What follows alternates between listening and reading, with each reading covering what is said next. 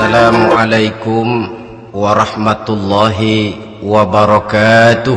Waalaikumsalam warahmatullahi wabarakatuh.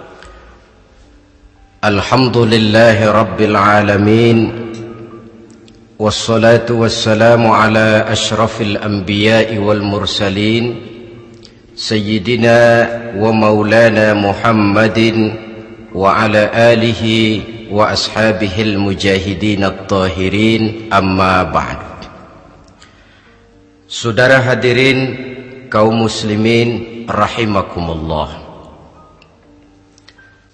Sebagai yang kita maklum bahwa Islam bertujuan memelihara kemuliaan manusia yang diciptakan fi ahsani takwim, dalam bentuk yang paling sempurna. Arak atau minuman keras jelas merupakan hal yang merusak dari berbagai aspek kehidupan, entah kesehatan tubuh, entah pertumbuhan akal, ketentraman rumah tangga, ketentraman masyarakat, bangsa dan negara. Cobalah sejenak kita adakan penyelidikan. Kalau masuk kita ke dalam penjara, melihat sel-sel di sana, berapa banyak yang mendekam di sel karena urusan minuman keras. Masuk kita ke rumah sakit, berapa banyak yang dirawat akibat minuman keras, akibat stres yang dialaminya. Berapa banyak rumah tangga berantakan, berapa banyak pembunuhan terjadi, pemerkosaan terjadi akibat daripada minuman keras ini. Yang paling ironi kalau dia sudah menyerang anak-anak muda kita. Padahal kita tahu remaja pemuda adalah bentuk miniatur daripada kehidupan suatu bangsa. Akan bagaimana warna Indonesia 20, 30, 40 tahun yang akan datang, remaja dan pemuda kita jawabannya. Bahkan dari segi agama pun, akan bagaimana warna Islam di Indonesia 20, 30 tahun yang akan datang, remaja itu pula jawabannya. Karena itu tidak terlalu berlebihan kalau saya berkata bahwa untuk menghancurkan Islam di Indonesia ini tidak perlu menghancurkan pondok pesantren, tidak perlu menutup masjid, melarang pengajian, menyegel musola, tidak perlu. Untuk menghancurkan Islam di Indonesia cukup dengan meracuni remaja, pemuda, pemudi Islam di Indonesia. Kalau mereka sudah diracuni, dijauhkan dari agamanya, masalahnya tinggal menunggu pergantian generasi. Maka yang jadi pilot proyek jelas remaja, pemuda, termasuk dengan menanamkan pengaruh minuman keras. Ditanamkan ke tengah remaja kita ini untuk jauh dari tuntunan agama. Hei pemuda-pemuda Islam, kalau kau mau jadi pemuda modern, jangan dekat-dekat ke masjid. Masjid khusus 60 tahun ke atas. Sepertinya di depan masjid itu ada papan pengumuman masjid khusus 60 tahun ke atas. Baca Quran kolot. Seiring dengan itu lalu modernisasi diartikan dengan westernisasi. Kau tidak akan bisa jadi pemuda modern sebelum semua yang datang dari barat kau telan mentah-mentah. Kau harus bisa bergaul seperti orang barat, berumah tangga macam orang barat, makan minum seperti orang barat. Kalau nyanyi lagu barat yang orang lain gak ngerti, kamu juga gak tahu.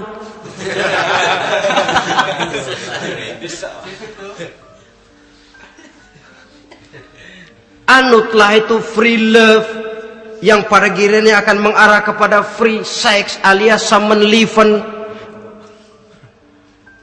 Isaplah itu ganja, morfin, narkotik. Jikalau sudah terlena kita dengan itu, maka kehancuran suatu bangsa sesungguhnya sudah dimulai. Penyakit minuman keras ini bukan cuma penyakit zaman ini. Masyarakat yang dihadapi oleh Rasulullah Sallallahu Alaihi Wasallam 14 abad yang lalu juga masyarakat yang kemaruk dengan minuman keras. Arab jahiliyah kalau sudah minum arak mabuk, tidak cuma minum, dia mandi pakai arak. Sistem pendidikan yang disampaikan Islam bijaksana. Mula-mula diberikan gambaran bahwa arak itu walaupun ada manfaatnya tapi ada bahayanya, dan bahayanya jauh lebih besar daripada manfaatnya. Tahap kedua diberikan pesan jangan mendekati solat dalam keadaan mabuk. Padahal solat 1 hari 1 malam 5 kali, artinya makin jauh saja dia dari arak itu. Pada saat kondisi iman sudah memungkinkan, barulah turun vonis bahwa arak itu najis, perbuatan setan, jauhi. Yang ironi yang saya katakan tadi, racun mereknya madu. Kadang-kadang kita dibuai dengan iklan yang tidak mendidik. Saya pernah lihat ada iklan misalnya, Anda ingin modern, majulah bersama minuman ini. Atau minuman ini lambang pergaulan dunia yang maju. Modern diukur dari minuman. Yang jadi korban akhirnya remaja dan pemuda-pemudi kita. Saya teringat satu analisa dari Rasulullah sallallahu alaihi wasallam. Beliau bersabda, "Inna min asyratis sa'ah." Sesungguhnya di antara tanda-tanda kiamat. Apa kiamat itu? Dalam arti yang umum, kiamat itu saat di mana alam ini hancur, bumi gempa, air laut tumpah ke darat, gunung meletus, planet-planet bertabrakan, lalu semua yang bernama hidup mati. Itu kiamat beneran. Saya nggak mau cerita kiamat beneran, sebab saya sendiri nggak kepengen ngalamin. Yang sering kita ngalami ini kiamat kecil-kecilan, kiamat mini. Apa kiamat mini itu? Hancurnya sendi-sendi kehidupan sosial. Maksiat merajalela, munkarat menjadi-jadi. Yang ma'ruf dianggap munkar, yang munkar malah menjadi ma'ruf. Yang salah disanjung-sanjung, yang benar dicaci maki. Tuntunan dianggap tontonan, tontonan malah jadi tuntunan. Kan kiamat kalau sudah begitu. Penjungkiran nilai. Kenapa hal semacam ini bisa terjadi? Penyebabnya kata Nabi, pertama ayyurfa'al ilmu. Ilmu diangkat oleh Allah. Bagaimana cara Allah mengangkat ilmu dan apa maksudnya itu? Allah mengangkat ilmu itu, saudara, caranya pertama dengan mewafatkan ulama. Makin banyak ulama wafat, makin banyak ilmu ditarik. Yang kedua, kurangnya minat orang untuk belajar agama. Kalau sudah klop macam itu, artinya agama sudah disudutkan ke pojok-pojok kehidupan. Agama cuma sekedar tinggal dekorasi. Agama cuma seminar, cuma kongres, cuma muktamar. Tapi bahwa agama merupakan realita dalam kehidupan, itu tidak pernah terwujud. Kalau ulama sudah tiada, minat orang belajar agama berkurang, maka ajaran Allah tidak lagi didenungkan orang. Dikala itu wa yudharal jahlu, akan muncullah kebodohan. Nampak kebodohan di mana-mana. Muncul permissive society, masyarakat yang merasa boleh hidup dengan kaidah serba boleh. Tidak ada halal, tidak ada haram. Tidak ada hak, tidak ada batil, semuanya serba boleh. Kalau sudah begitu kondisi masyarakat, terjadilah apa yang dianalisa oleh Nabi. Dikala itu wayab suazina, zina dikerjakan berterang-terangan. Orang sudah tidak punya malu. Hidupnya sudah pakai prinsip punya kuping, kuping kebo. Punya muka, muka tembok. Punya kulit, kulit badak. Kalau juga dikasih tahu, malu dong kau tinggal serumah belum nikah. Malu sama siapa? Masyarakat. Allah, masyarakat cuek aja.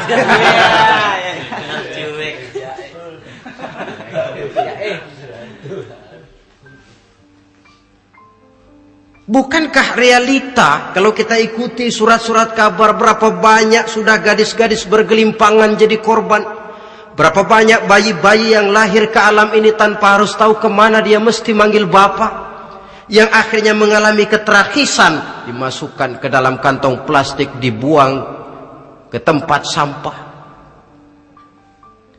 Kalau itu sudah terwujud, muncul efek negatif yang kedua, wa yushrabal khamr, arak, minuman keras jadi kebanggaan. Anak muda belum nyohor kalau belum bisa mabuk. Yang nggak mabuk dianggap kolot, kampungan loh. Bikin malu baru kena segelas aja udah miring, cengeng. Temen kita no hebat sampai nyungsep di got. Yang nyungsep hebat. Ya kalau cuma yang hancur kehidupan pribadi, tapi kalau sudah menyangkut masa depan, yang berarti masa depan suatu generasi adalah merupakan masa depan daripada suatu bangsa. Begitu kerasnya Islam ini melarang minuman keras, sampai bukan cuma sekedar meminumnya saja yang diharamkan, tetapi juga dilarang mengimportnya, memproduksinya, membuka warung yang menjual minuman keras, atau bekerja di tempat penjualan minuman keras. Ada juga yang nyerempet-nyerempet, Pak, kalau sedikit kan nggak apa-apa, nggak mabuk ini. Nah, saya ingatkan hadis Nabi diriwayatkan oleh Imam Ahmad, Abu Daud dan Turmuzi. Nabi bersabda, "Ma askara kathiruhu faqaliluhu haramun." Apa yang banyaknya menyebabkan mabuk, sedikitnya pun tetap haram hukumnya. Memang barangkali mungkin ada manfaatnya, tetapi bahayanya jelas lebih besar ketimbang manfaat yang bisa timbul daripada jenis minuman keras itu sendiri.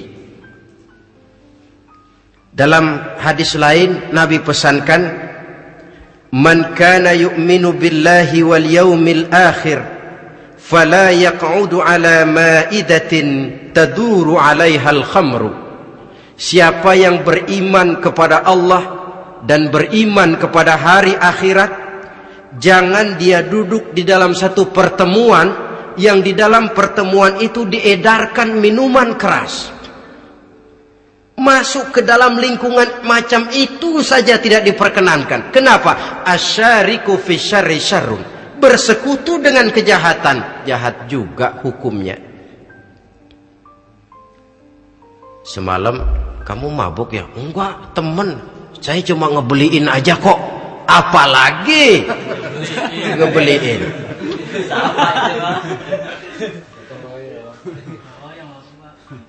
Sebab apa? Dalam keadaan mabuk, orang tidak lagi bisa berpikir secara logik. Daya kontrol hilang, artinya perbuatan sudah tidak terkontrol lagi. Yang pertama. Yang kedua, IQ tidak akan tumbuh dan berkembang secara normal seperti yang kita harapkan. Yang ketiga, harga diri akan runtuh, hancur di tengah masyarakat. Bayangkan kalau tengah malam kita digotong orang, diantar ke rumah kita. Dengan kondisi macam itu masih punya muka kita untuk tegak di tengah masyarakat. Masih punya harapan kita untuk tumbuh menjadi pemimpin, sementara orang terkenang, ini kan yang kemarin malam gua gotong, dia lagi mabuk. Harga diri, kepribadian. Jangan lupa saudara, kita hidup di tengah masyarakat. Masyarakat itu punya hukum yang tidak tertulis, tapi lebih kuat dan lebih kejam daripada hukum tertulis. Orang bilang, sekali arang tercoreng di dahi, seumur hidup orang akan tetap ingat. Makanya Rasulullah dalam hadis memberikan tamsil untuk adik-adik remaja muslim ini, masalul mu'min kamasalin nahli. Perumpamaan orang yang beriman itu persis seperti tawon. Mentalitas orang mukmin persis tawon. Apa mentalitas tawon? Kalau kita ngaji bab tawon, kita renungi apa keistimewaan tawon. Saya lihat-lihat, ternyata tawon itu punya 4 keistimewaan. Pertama, tawon itu yang dihisap selalu saripati bunga. Bagus makanannya. Belum pernah tawon keliru makan. Saya belum pernah dengar kok ada tawon makan tahu.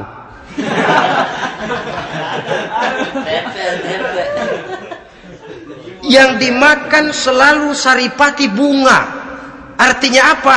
Orang mukmin perutnya itu perut selektif. Yang dimakan yang baik-baik, yang diminum yang baik-baik. Yang baik menurut agama itu adalah yang halal, thayyibat. Perutnya selektif, bukan perut asbak. Kalau asbak puntung apa saja masuk ke dalamnya.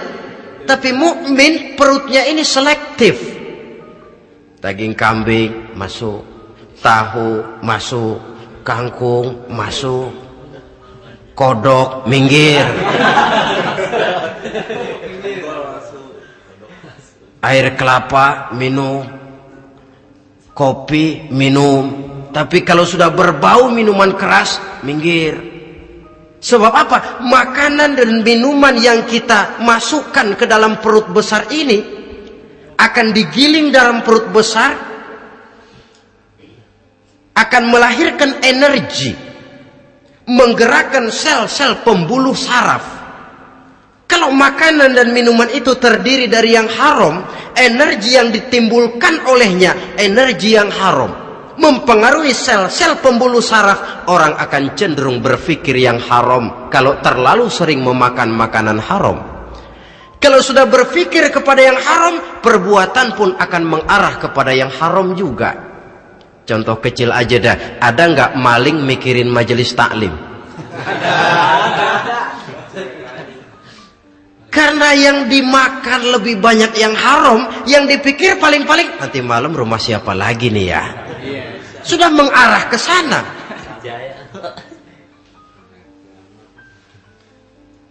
Saripati bunga yang dimakan tawon itu. Lalu tawon yang kedua saya lihat yang dikeluarkan selalu madu. Artinya apa? Orang mukmin itu kalau dia berkata, perkataannya mengenakan orang. Kalau dia berbuat, perbuatannya membawa manfaat bagi orang. Kalau kakinya melangkah tentu ke tempat yang ada gunanya. Yang dikeluarkan madu, bukan racun. Indah tawon itu. Yang ketiga, tawon saya lihat kemanapun dia hinggap tidak ada dahan patah. Artinya apa? Orang mukmin dimanapun dia tinggal, kemanapun dia pergi, pantang jadi biang kerok buat lingkungannya, pantang menimbulkan kerusuhan dan keonaran. Tidak ada cabang patah dimanapun tawon hinggap.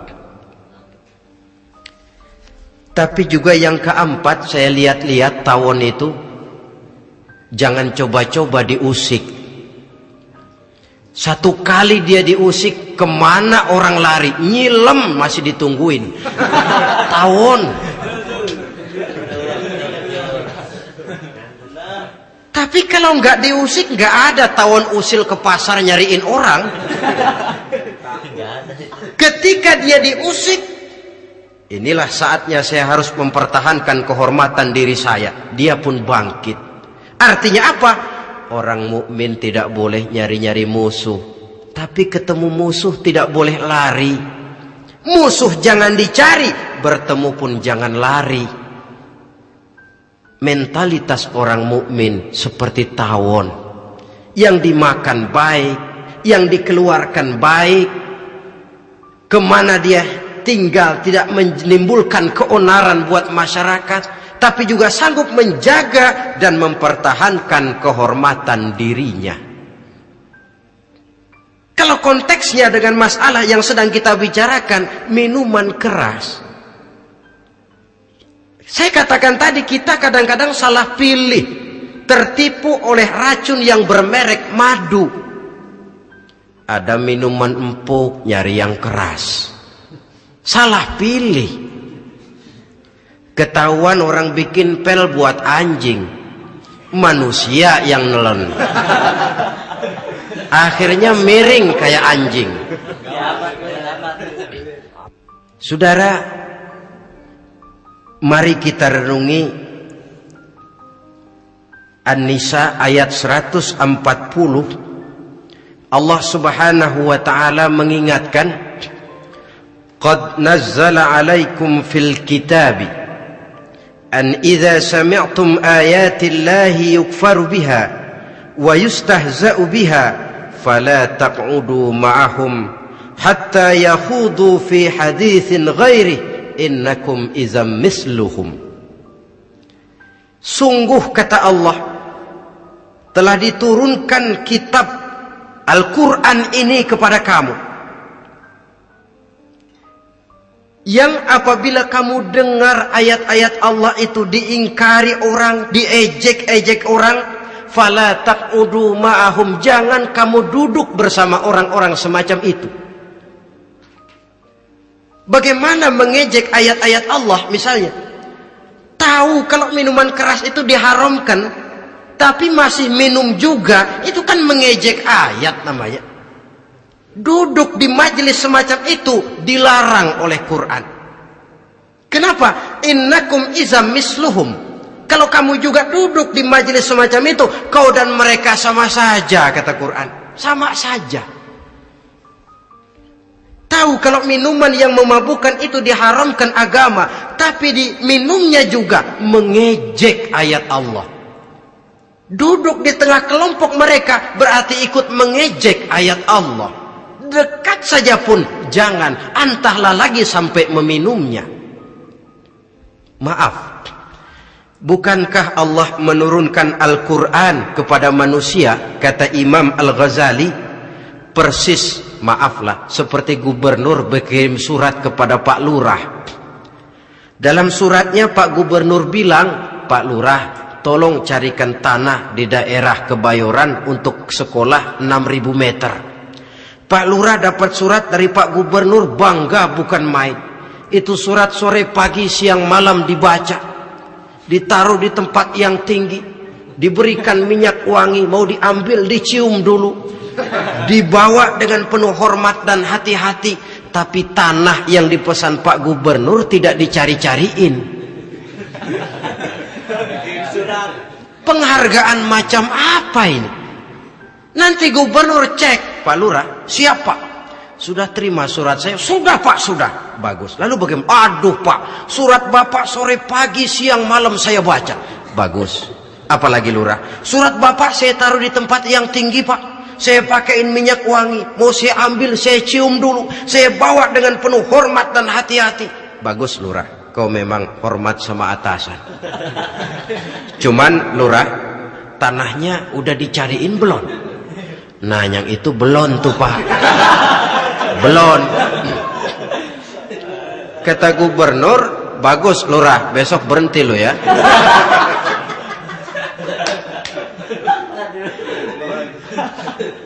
Membacanya memang penting, al-muta'abbad bitilawatihi, beribadah dari sebab membacanya. Tapi setelah kita baca, kita tahu isinya, what next?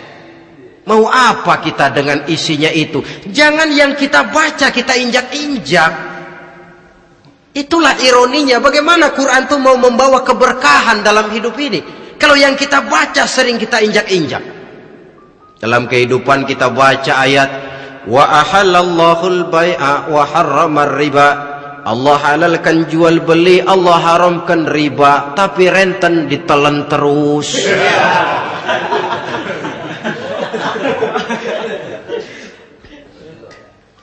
Kita baca ayat, wa'tasimu bihablillahi jami'an wa la tafarraqu.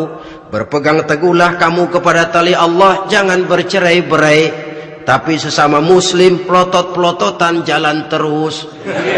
Janganlah yang sesama muslim kadang-kadang yang mengklaim dirinya sebagai pemimpin Islam kelihatannya juga sikut-sikutan jalan terus.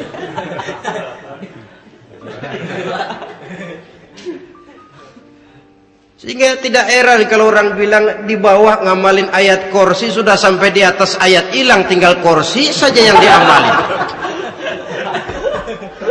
Ironi dan menyedihkan. Perjalanan panjang memang saatnya kita menunggal dengan Al-Quran ini. Tetapi prosesnya memang harus kita mulai dari sekarang. Perkara kapan proses ini selesai, itu bukan masalah kita. Tapi bahwa kita sudah memulai suatu proses, itulah yang diharapkan. Hadirin yang saya hormati, oleh karena kerasnya peringatan Islam terhadap minuman keras, pernah satu hari seorang lapor kepada Khalifah Umar bin Abdul Aziz bahwa ada sekelompok orang berkumpul meminum minuman keras. Kata Khalifah Umar bin Abdul Aziz, dera mereka, hukum, cepat. Ya Khalifah, kenapa? Di tengah mereka ada juga orang yang Ramadan biasa puasa. Begitu, iya, yang biasa puasa duluan hukum. Kenapa? Mengerti memang lebih besar resikonya daripada tidak mengerti. Kalau yang tidak mengerti dilatar belakangi oleh kebodohan, barangkali masih bisa ditolerir, masih bisa dimaklumi. Ini toh sudah tahu mau puasa, kenapa berkumpul di majelis yang ada minuman keras? Tapi memang kelompok ini kan memang selalu ada. Kita lihat dalam masyarakat itu kan ada 4 kelas itu. Pertama, ada orang yang tahu perintah dan tahu larangan. Ini the first class, kelompok terbaik. Perintah tahu dia kerjakan, larangan tahu dia jauhi. Ini orang terbaik. Yang kedua, ada orang tahu perintah tapi tidak tahu larangan. Perintah tahu, larangan tidak tahu. Sholat mau, puasa mau, zakat fitrah bayar, nyolong mau, mabuk ayo.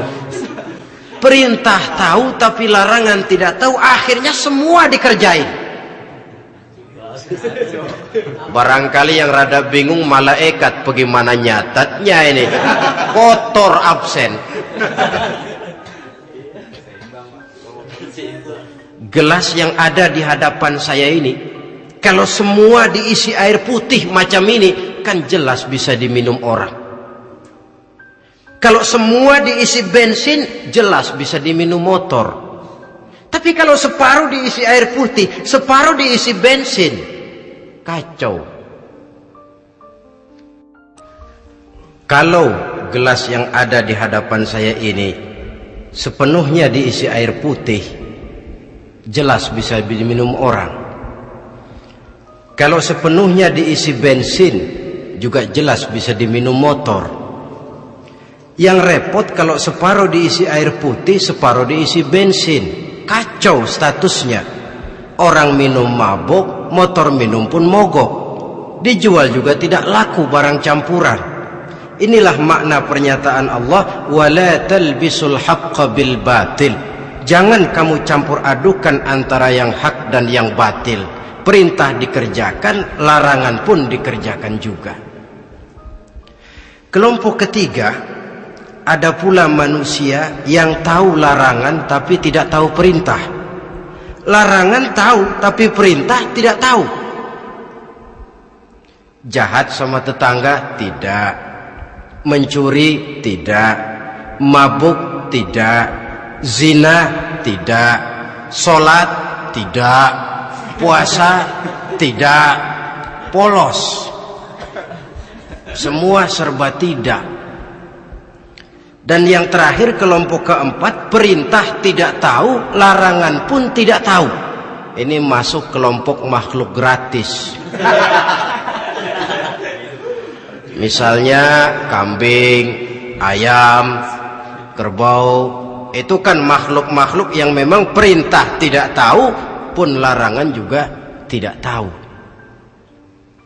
Nah, dalam hubungannya dengan ini, saya mengajak, marilah kita berusaha sekuat mungkin menjauhkan diri dari minuman keras yang jelas bahayanya dengan hidup tidak jauh dari bimbingan agama. Hadirin kaum muslimin rahimakumullah. Kawan seiring dan sejalan dari minuman keras judi namanya. Saudara kembar barangkali. Yang satu sering menimbulkan yang lain, tetapi bukan tak jarang keduanya berjalan berdampingan. Posisi judi dan arak ini dalam Quran sama bahayanya. Apa sebab? Mentalitas judi adalah mentalitas sirkeless, lingkaran setan. Artinya yang menang biasanya ketagihan, yang kalah biasanya penasaran. Ini yang menyebabkan orang tidak mau berhenti. Kalau dia menang, dia ingin mencoba untuk menang dalam jumlah yang jauh lebih besar lagi. Kalau dia kalah, dia penasaran, kenapa hari ini kalah? Barangkali sial, besok malam saya tebus. Mental semacam ini memang sulit untuk berhenti. Kenapa judi diharamkan dalam Islam? Pertama, seorang muslim di dalam berusaha mencari harta, dia harus mengikuti sunnatullah. Kata kita orang muslim, hukum alam kata orang sekarang, natural of law bahasa kerennya. Berusaha menurut hukum kausal, memasuki rumah dari pintunya, menunggu suatu akibat dari sebab yang kita lakukan, bahwa kalau begini mesti begitu. Karena kita memang terikat oleh permainan yang disebut hukum alam ini. Hidup bukan undian, jangan mengharap untung besar tanpa mau peras keringat. Satu pagi Khalifah Umar bin Khattab radhiyallahu an masuk ke masjid. Beliau lihat ada orang sedang berdoa khusyuk betul. Ditunggunya 2 menit, 3 menit, sampai 10 menit lebih belum juga selesai. Agak lama orang itu berdoa. Selesai berdoa, dihampiri orang itu oleh Sayyidina Umar. Beliau tanya, saudara, lagi apa tadi itu? Berdoa ya Khalifah. Minta kepada Allah? Tentu minta kepada Allah. Minta apa kamu? Minta rezeki. Sudah lama? Dari tadi habis sembahyang subuh. Dapat? Belum. Ya memang kata Sayyidina Umar, inna sama la tumtiru zahaban wala fiddatan. Langit itu tidak mungkin akan menghujankan emas, tidak mungkin pula menghujankan perak. Jadi orang dilarang duduk bermalas-malas menunggu keajaiban yang datang dari langit. Karena memang hidup ini bukan undian, jadi jangan mengharap untung besar tanpa mau peras keringat. Di dalam berusaha kita terikat oleh sunnatullah. Kalau begini sebab penyebabnya, akan begini akibat yang ditimbulkannya. Yang kedua, Islam menjadikan harta manusia itu sebagai benda berharga yang dilindungi. Mengambilnya dengan judi termasuk memakan harta orang lain dengan cara yang batil.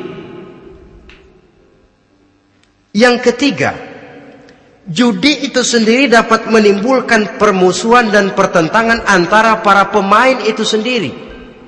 Meskipun kelihatannya kompak duduk dalam satu meja yang saling berhadap-hadapan, yang kalah kelihatannya pasrah, tetapi kan itu cuma kulit permukaan.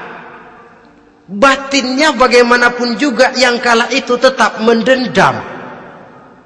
Sedangkan yang kalah di samping mendendam juga mengomel, mencaci mungkin ya lawan bermainnya, ya mungkin juga dirinya sendiri. Dan yang keempat, judi itu merusak aktivitas hidup, membuat orang membuang waktu dengan tidak terasa, dan yang pada gilirannya melupakan orang kepada tanggung jawab. Wah, kalau sudah memegang kartu, konon kabarnya, saya sendiri alhamdulillah belum pernah, lupalah orang anak, lupalah orang kepada istri, lupalah orang kepada tanggung jawab. Waktu pun berlalu tanpa terasa. Apalagi kalau sudah diiming-iming oleh gambaran akan memperoleh keuntungan yang besar. Termasuk di dalam judi itu undian, apapun namanya. Yang usaha ke arah ini seharusnya tidak dipermudah, walaupun dengan embel-embel dana kemanusiaan, sumbangan sosial. Saya tidak begitu yakin, saudara, bahwa bangsa Indonesia ini sudah begitu menipis rasa kemanusiaannya sehingga untuk berlaku sosial mesti diimbangi dengan hadiah sekian juta rupiah. Saya tidak percaya bahwa umat Islam di Indonesia sudah begitu tipis rasa kasih sayangnya kepada sesama sehingga sulit mengeluarkan bantuan kalau tidak diimbangi dengan hadiah yang sekian puluh juta rupiah. Yang saya khawatir apa? Pada gilirannya di negeri ini akan makin banyak penghayal-penghayal kelas berat, tukang-tukang lamun kelas tinggi, yang hidup cuma ngumpulin jikalau. Jikalau, andai kata, umpama misalnya orang sudah kemana-mana kita masih menghitung jikalau.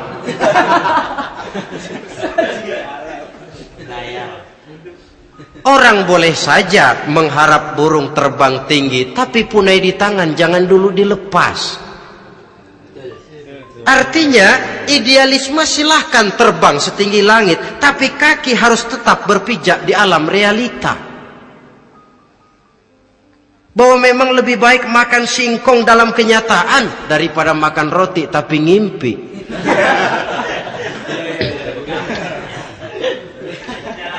Kadang anaknya menangis, Pak minta jajan, ada uang 200 rupiah. Sudahlah sabar, kau jangan jajan, nanti bapak beliin kalau tembus 100 juta nih.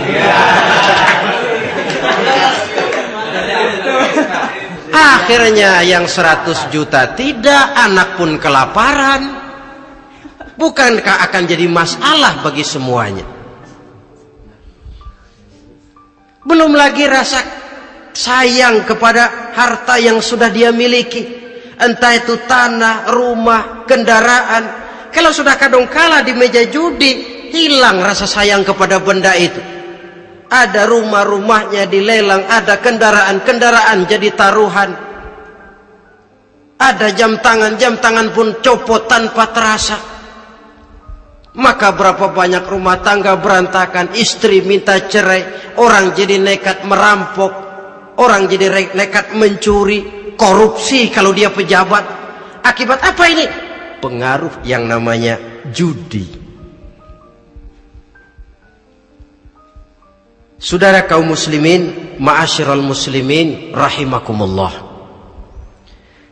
Itu sebabnya di dalam surah Al-Maidah ayat 90 Allah menekankan, innamal khamru wal maisir wal ansab wal azlam rijsun min amali syaitan fajtanibuhu la'allakum tuflihun. Sesungguhnya arak, judi, berhala, mengundi nasib itu rijsun. Ya Allah, jarang benar Quran menggunakan kalimat rijsun. Rijsun ini sudah merupakan puncak kekotoran. Bapak moyangnya najis, itu rijsun. Rijsun, kotor. Sudah kotor ditambah pula min amali syaitan, pekerjaan setan. Fajtanibuhu, jauhi. Jangan sampai main, dekat saja tidak boleh, jauhi.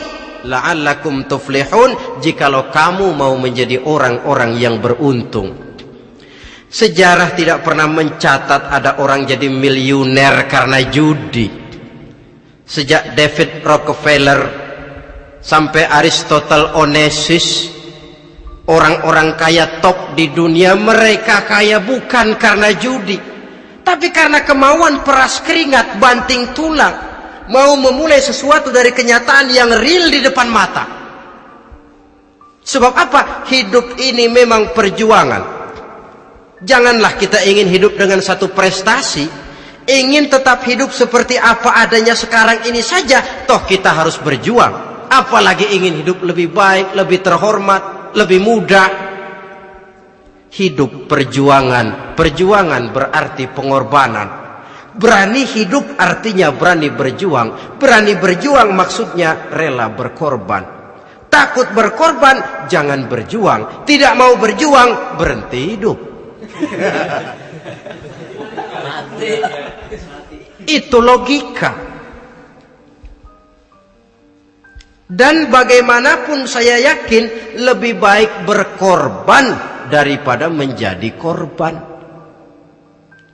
Kalau sekarang kita berkorban, peras keringat, banting tulang, berusaha secara sunnatullah untuk menghidupi anak, istri, keluarga, pada satu saat kita tidak akan menjadi korban kebrutalan anak-anak kita sendiri. Kalau mereka dibesarkan dan tumbuh berkembang oleh hasil yang diperoleh dari meja judi. Ayat 91 Al-Maidah ini lebih memperkuat lagi. Kalau itu arak, judi, berhala, mengundi nasib adalah perbuatan setan, sebenarnya setan mau apa sih? Ayat 91 menegaskan, innama yuridu syaitanu ayyuqi'a bainakumul adawata wal baghdha'a fil khamri wal maisir. Yang dimaui setan itu tidak lain supaya dengan arak dan dengan judi timbul rasa permusuhan, sikap memusuhi, saling marah di antara kamu. Coba, biasanya dalam meja judi sudah loyo, waktu juga sudah berlarut-larut. Yang menang mau berhenti, apa yang kata yang kalah? Berhenti dah, gue wacok loh. Enak bener, gue lagi kalah, lo berhenti. Coba, kira-kira kapan akan selesai permainan? Akan timbul permusuhan, akan timbul rasa dendam kesumat yang ditanamkan oleh setan. Karena memang baik arak, baik judi, baik berhala, baik mengundi nasib, itu semua permainan-permainan setan yang diberikan kepada kita untuk kita ikut andil bermain di dalamnya. Tatkala kita ikut terkena jerat setan, tertawalah mereka. Kenapa? Oh, makin banyak teman saya di neraka. Maaf, setan itu kan sudah tahu vonisnya. Ketika dulu dedengkotnya yang namanya iblis terusir dari surga, itu bikin semacam perjanjian dengan Allah. Tuhan, kenapa iblis? Gara-gara Adam saya terusir dari surga. Maka sejak saat ini Adam dan seluruh keturunannya adalah musuh bebuyutan saya. Saya akan gelincirkan mereka dari jalan. Silahkan iblis, goda mereka, tapi kau tidak akan mungkin bisa menggoda mereka kalau hamba-hambaku itu menjadi hamba yang ikhlas. Hanya hambaku yang ikhlas yang tidak mungkin kamu goda, yang lain barangkali bisa. Sejak saat itulah iblis memproklamirkan permusuhan, dan dia sudah tahu betul vonisnya neraka. Tugas dia sekarang bagaimana mengumpulkan teman sebanyak-banyaknya ke dalam neraka. Hamba Allah saja yang tidak tergelincir kepada minuman keras dan judi. Hamba Allah yang ikhlas itu bagaimana? Yang ikhlas menjadi hamba Allah dalam arti kata dan perbuatannya memang mencerminkan bahwa dia hamba Allah. Maaf, di zaman sekarang ini kan banyak orang cuma berkata saya hamba Allah mulutnya, tapi perbuatannya membuktikan dia hamba setan, hamba dunia, hamba harta, budak jabatan, budak nafsu. Tidak sesuai antara ucapan dan perbuatan. Sebab itu kata-kata hamba Allah kalau keluar dari mulut manusia itu murah, soalnya ngaku siapapun bisa. Tapi diakui atau tidak, ini yang kita belum tahu. Ada juga orang berdalih, saya kan masang kalau dapat nanti mau nyumbang masjid. Barangkali aja kalau nyumbang masjid disoriin dikit sama Tuhan.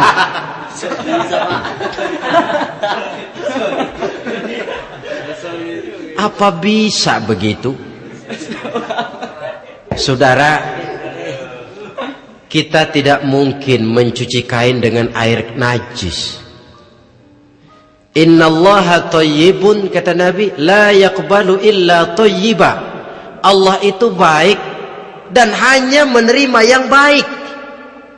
Bahwa dalam Islam tujuan yang baik harus dicapai dengan prosedur yang baik. Bahwa niat menyumbang masjid bagus, tapi hasil daripada judi atau undian tidak akan menyampaikan kita kepada tujuan itu. Tidak boleh mencuri kain walaupun niatnya untuk sholat. Kalau nyolong kain niatnya buat sembahyang, dimaafin kali. Walaupun sholatnya sah, mencuri kainnya tetap saja dosa. Islam tidak menghalalkan segala cara untuk mencapai suatu tujuan. Bahwa tujuan yang baik harus dicapai dengan cara yang baik juga. Dan penyakit judi ini juga bukan penyakit baru. Sejak dulu masa jahiliyah, judi mereka, saya kira kalau Las Vegas, kota judi Amerika saja barangkali masih kalah dengan cara judi jahiliyah dulu. Mereka kalau sudah judi itu uang. Habis uang, ada punya tanah pasang, taruhan. Habis tanah, ada rumah, rumahnya dipasang. Apalagi yang ada? Ternak unta dipertaruhkan. Harta habis, rumah ludes, kebun binasa, ada istri juga dipasangin. Judi.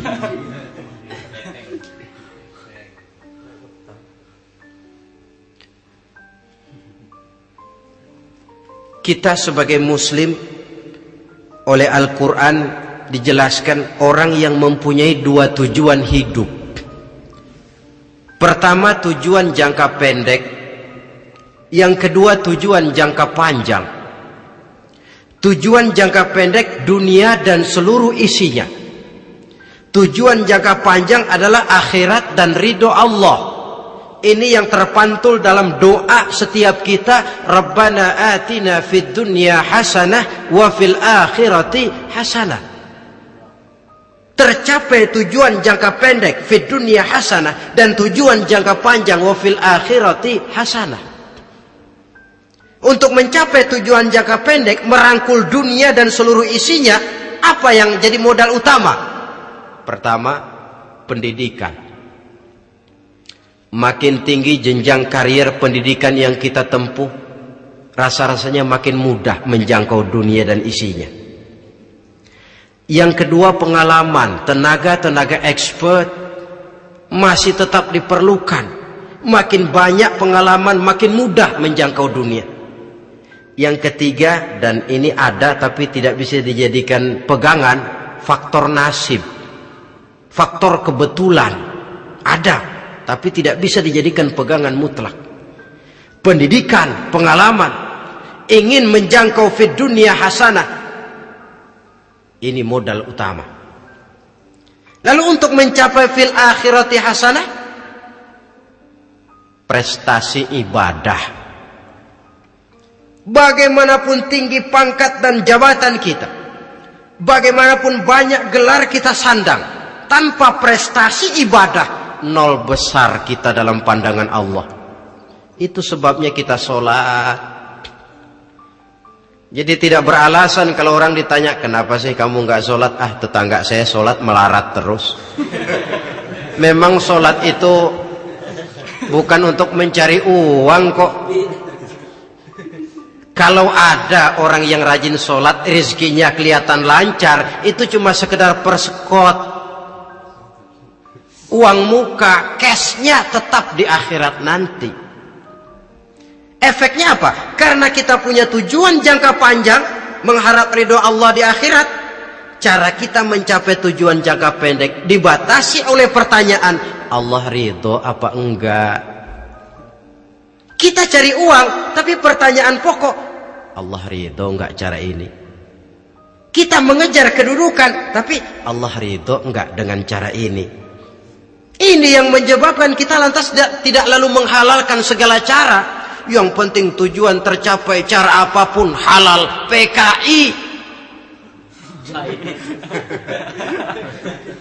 Kan cuma PKI yang berprinsip asal tujuan tercapai cara apapun halal. Dan kita sudah sepakat PKI dan seluruh ajarannya tidak berhak hidup di bumi Pancasila ini. Cuma jangan sekedar PKI-nya dikutuk tapi ajarannya dipakai.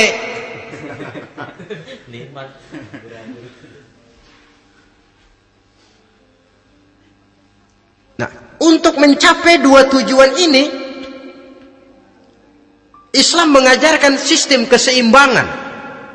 Sehingga Nabi sabdakan, "I'mal lidunyaka ka'annaka ta'ishu abada, wa'mal li akhiratika ka'annaka tamutu ghada." Bekerjalah buat duniamu seolah-olah kau akan hidup untuk selamanya, tetapi bekerjalah untuk akhiratmu seolah-olah kau akan mati besok. Jadi kalau kita sudah sholat menghadap Allah, usolli fardul maghrib, Allahu Akbar, ingat seolah-olah kita akan mati besok supaya timbul khusyuknya. Tapi kalau kita sudah bekerja, kuliah, bekerja, belajar di tempat tugas, ingat seolah-olah kita akan hidup selamanya supaya timbul gairah kerja. Jangan dibalik. Di kantor ingat mati, lemas terus. Ngapain kerja sungguh-sungguh bakalan mati. Lagi sholat ingat Duta Merlin, Altiron Plaza, ya kacau. Salah pasang, tidak pada tempatnya. Untuk mencapai fid dunya hasanah ini, Islam mengajarkan tempuh jalur yang mengikuti sunnatullah. Itu yang dihargai oleh agama. Terikat oleh hukum kausal bahwa kalau ini yang saya usahakan hasilnya akan begini. Perkara nanti hasil tidak seperti yang kita harapkan, baik sangkalah kita kepada Allah. Sebab kita tidak tahu rahasia apa di belakang itu. Kadang orang mengeluh, habis saya rajin sholat tapi rezeki seret, berhenti aja dah. Kita tidak tahu rahasia di belakang itu. Pernah hadirin, satu hari seorang petani, dia selesai bekerja di ladang, istirahat. Dia tidur di bawah sebuah pohon beringin. Di sebelah pohon beringin itu ada pohon labu. Dia berpikir, kalau saya lihat-lihat Tuhan nggak adil katanya. Masa pohon beringin pohonnya besar, buahnya kecil. Pohon labu pohonnya kecil, buahnya gede. Tuhan bukan arsitek ulung ini.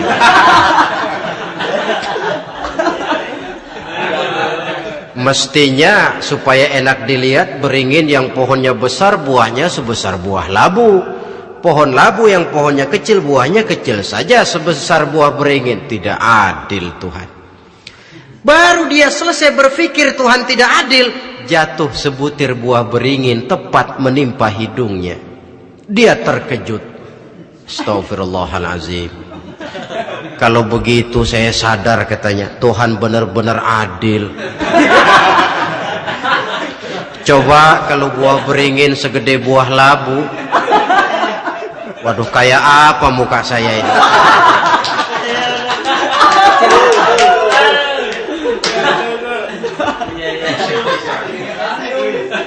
Baru terbuka pandangan matanya setelah berhadapan dengan kenyataan. Baru keluar respek. Allah benar-benar adil. Padahal semenit yang lalu dia masih berkata, Tuhan bukan arsitek ulung. Tapi semenit kemudian setelah berhadapan dengan kenyataan yang real dia hadapi, wah Allah benar-benar adil.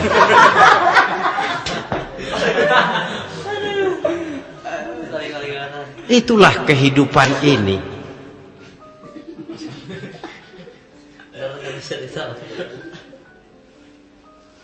Saudara hadirin yang saya hormati, karena itu baik arak, baik judi, dua-duanya merupakan bahaya laten yang tidak hanya mengancam kehidupan agama, tetapi juga masyarakat, bangsa dan negara, apalagi kalau sudah jatuh kepada generasi penerus.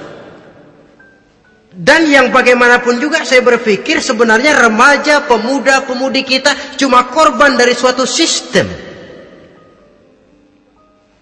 Sebab ini merupakan tanggung jawab bersama. Ulama mubalik macam saya paling wewenangnya cuma ngomong.